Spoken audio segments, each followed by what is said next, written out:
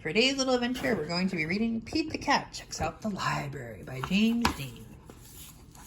Pete's mom has taken him to the library for the first time. The librarian gives Pete his very own library card. Cool, says Pete. The librarian smiles. Time for the tour.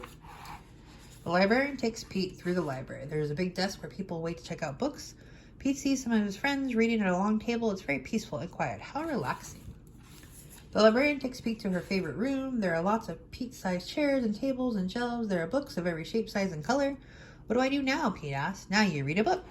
The librarian says. Which books should I read? Asks Pete. You can read any book you like, says the librarian. Pete looks around. There are so many books. Pete picks up a book all about airplanes and jets. He reads it and pretends he is a stunt pilot. He flies a super fast jet and does loop-the-loops and spirals high in the sky. Then Pete finds a book with dragons, wizards, and unicorns on the cover. He reads it and imagines that he is a powerful wizard using magic spells and a special wand to defend his castle against the fire-breathing dragon. Next, Pete opens a book about spiders and insects. He reads it and imagines that he is a scientist studying all types of critters in the wild. A scientist that studies bugs is an entomologist. He has to be very still to study some critters and very fast to study others. Then Pete chooses a book with all sorts of scary monsters on the cover. It is a book of fairy tales. Peter reads it and pretends that he is a dark, spooky forest trying to outsmart a big bad wolf. Pete puts the book back on the shelf. It is too scary.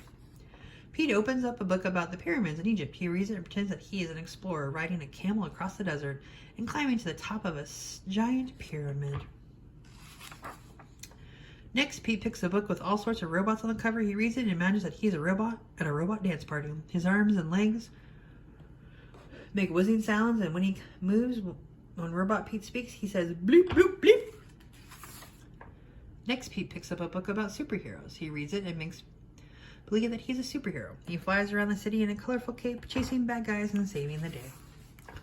Then Pete spots a big book about the ocean and all its creatures. He reads it and imagines that he is a scientist in a submarine deep in the Atlantic Ocean, looking for whales, squids, and sharks. There are so many wonderful books to read at the library. Pete can be whatever he imagines with a book. Reading is super groovy. The end.